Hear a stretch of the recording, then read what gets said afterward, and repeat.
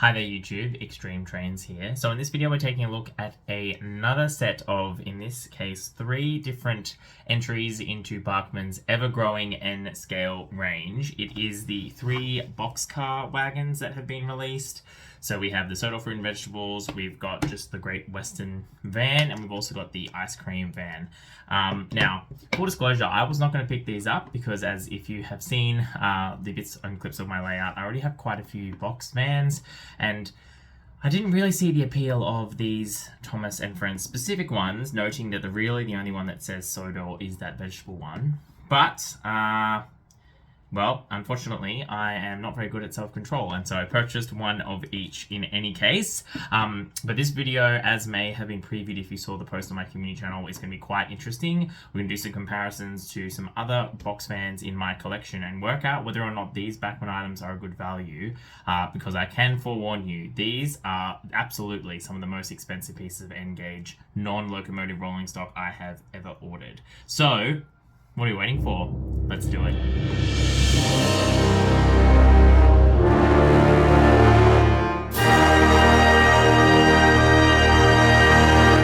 Okay, we have all seen these packages before, but we're going to take a really quick look now. Again, we've got the clear window, nothing really on the top, nothing on the side. There you go, we've got the box van item number there on that side, and then the back is just the generic Thomas and Friends branding, and that's the same for all of these. Again, it's just so good to see that they're doing these resealable packages for N scale. Why they're not doing this for HO scale Thomas and Friends stuff is still extremely weird. I don't know what's going on there. All right, so those packages are the same as always. As you can see, I have scribbled out the price so we can keep you in suspense and talk about that later. Let's crack these open and take a look. Alright, so these 3 continue the tradition of the Bachmann N scale range being extremely high gloss finish. Let's take a look first at the ice cream wagon. So I'm just going to do the quick spin. Obviously there's no face to look at in particular. In terms of a design, again, relatively simple. You can see into the base there. We do have nice sprung couplings, which is good. A little Bachmann made in China logo. Now it says copyright 2022 Kleine. I initially thought that these were potentially just repaints of some Graham Farish, which is Bachmann's N scale British line wagons, but then I think they actually might be new mold. You can see the detailing. This is nice, very crisp finish on the top, a nice kind of off-white color for the side. The printing is good. I just think it would have been nice to have a bit more detail on this. I know the style of particularly the CGI Boxcars was to be blindingly obvious as to what's inside, this one being ice cream, but I think it would have been cool just to have, like, you know, Sodor ice creamy written on there somewhere, but I can appreciate that that may actually not be realistic to this show. I admit I don't specifically recall this wagon and when it appeared, if at all, in the series. So that's that one. The next one we get is just your brown Great Western car. Again, some really nice details on there, including the gold printing on the handles. That's really nice. Otherwise, it's exactly the same in terms of the molding. Again, 2022. Got those little couplings again there like that, which is good.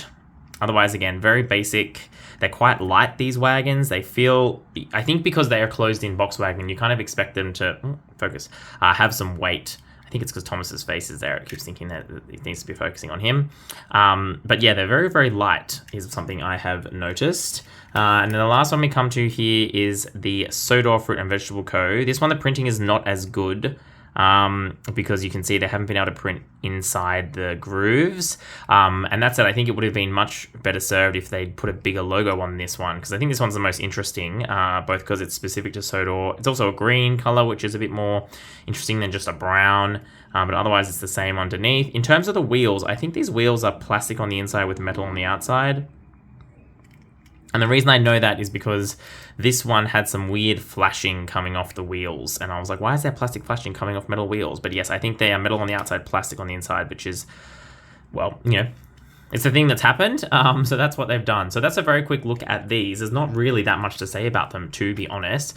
What I am going to do, though, now is bring in some other box cars, vans, for us to do some comparisons. So you can see we've got a little bit of a varied thing here, and that's because I wanted to compare the underframes of the troublesome trucks to these wagons. But I'm trying to tell if they're the same. It looks like the metal wheels are thicker. The metal section is thicker on these. Oh, is that because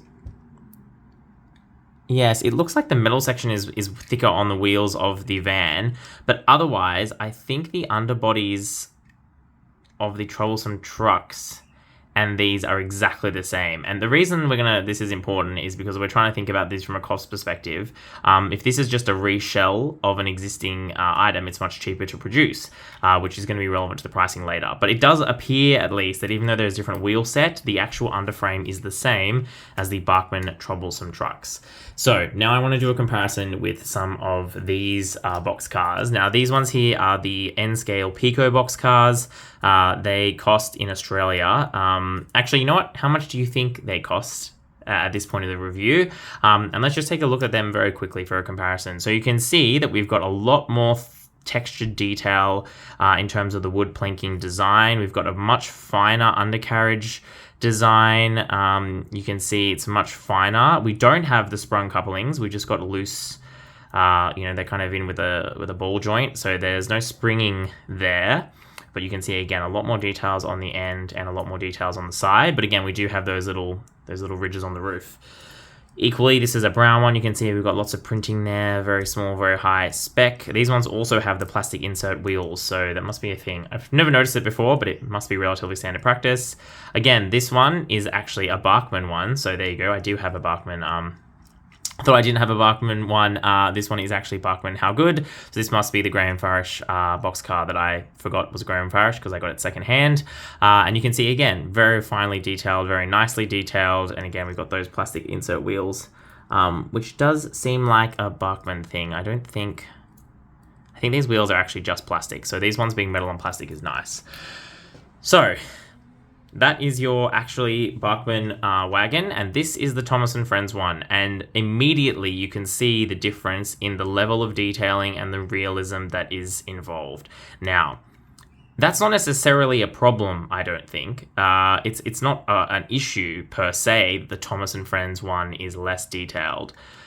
But the concern I have is the price, and I think it's probably now finally time to talk about that. So, even compared to the Pico one here, you can see again, extremely much less detailed. This one is obviously far less detailed. There are some things the Bachmann one has over the Pico one. It's got those, at least the metal rim wheels, and it's got the sprung coupling, whereas this one has got all plastic wheels and has just got the little ball joint coupling, which doesn't spring back to the center. The price I paid for this in, I think, probably 2021 or 2022, post, the pandemic, which caused everything to go crazy prices-wise. This is I paid 25-ish Australian dollars for. I have gone back and checked the store I bought it from, and this now retails for about 30 Australian dollars. So this wagon is about 30 Australian dollars. This boxcar here, at full recommended retail price, is 56 Australian dollars. That is correct, 5, 6, more than half of $100 for this wagon here. So, based on the the 2021-2022 price of this, I could buy 2 of these wagons for the price of 1 of these. Now, I'll let you sound off in the comments below, but at least to me, metal wheels and sprung couplings does not explain the extra $20+ that is invoiced when you purchase one of these, particularly given how much less detail is on there. Now again, I know Thomas & Friends, the wagons weren't as detailed as the real life equivalents, but that should mean it should be easier to produce. Additionally, this is a reused chassis, as far as I can tell, from the troublesome trucks, which meant it would have been very easy for Bachmann just to whack this on top. It's almost odd because, as I said, this is actually a Bachmann wagon, which I didn't realize when I started this video. And you can see, but it almost makes me more surprised because you can see again, like just the amount of more detail that you get out of this versus this. Even the buffer beams, just so much less detail. And again, that's not inherently problem. The problem is that they're not charging based on this less detail. These wagons, I have had a look online. This one, again, I got secondhand, so I don't know how much it cost, which is why I didn't remember that it was a Bachmann Graham Farish one. But even looking online, these do not retail for anything close to what this is retailing for brand new. So I really don't understand what is going on here from Bachmann in terms of pricing. I'm going to throw up on the screen some pictures of O scale box cars, and you can see that they're O scale, so they're like 5 or 6 times the size of N scale, and they are selling for only a little bit more than this Bachmann one is, which is actually just bonkers. You go back and watch my previous reviews, you'll know this. I didn't pay this much for any of the other carriages that I've purchased, including Annie and Clarabelle, and they were certainly not this expensive. So it does appear as if Bachmann is increasing the prices on these. And again, I think for a Thomas & Friends exclusive rolling stock like Scruffy and the Troublesome Trucks, to some extent I can understand it. But for these, where they're really just generic box cars, and they could have just repainted this that already exists, or one of these. Why is my camera focus not loving me today? One of these style cars. Like, they could have done that and they chose not to. I'm really not very impressed with the pricing of this. But that said, let's get them down the layout and have a run, because that might save us. Although I don't think it will.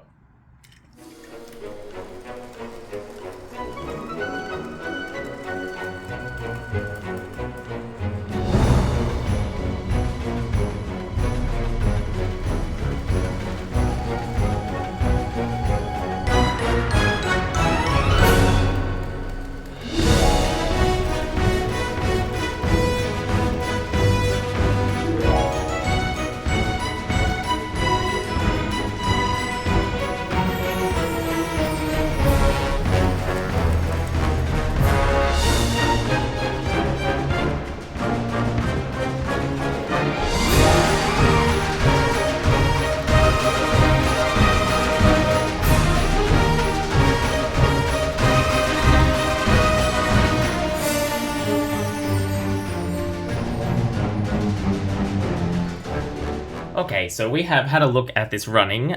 We've talked about the price comparison and value compared to other N-scale rolling stock, and unfortunately my suspicions have been confirmed. These, I think, are the first pieces of the Bachmann N Scale rolling stock that I cannot recommend to anyone. And the reason for that is simply that they are too expensive for what you are getting. As I discussed earlier in the video, this Great Western wagon, as you saw from the comparisons, is extremely similar to much, much cheaper rolling stock that you can purchase. And but it has much less detail, much less realistic. The ice cream wagon and the Sodor vegetable wagon are slightly different. They are more exclusive and more special to Thomas & Friends. But as you've seen, I don't think they really justify the amount of money, the extra that they charge. You can almost buy 2 wagons from Pico, for example, or even Grand Farish for the price of one of these. And to me, you get much more value from these kind of wagons from being able to buy half a dozen of them, run them in trains. You could buy some slightly different ones. You can get ones with brown roofs, one with white roofs, some with the one lettering, one without, and it makes really, really diverse opportunities for running trains.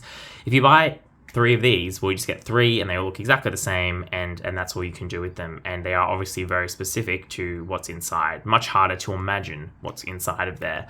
If you're going to buy one of these, I would say get the Sodor fruit and vegetable wagon. I think it's the most interesting. I also think this color is the most interesting it looks really, you can very easily put it together with a brown car. It looks good. It looks good with some, troublesome trucks. It's nice, visually interesting. It's also the only one which I think is really properly exclusive and makes sense to run on a Thomas & Friends layout. If you want that exclusive, obviously Sodor related vibe. But otherwise, unfortunately, Bachmann, you need to drop the price of this by about 30 or 40% before I'm going to recommend it. And if someone from Bachmann watches my videos, I would love to know an explanation in the comments of how you justify the price for these. But in my view, your competitors are making better products for almost half the price, and putting a Thomas & Friends label on it is not an excuse. They've shown that they can produce very good rolling stock for much less, and to me, it's wholly inappropriate. Particularly given these Thomas & Friends items are of a lower quality in terms of their design and detail. So that's all I've got time for in this review. I look forward to hearing from you in the comments below. See you next time. This is Extreme Train.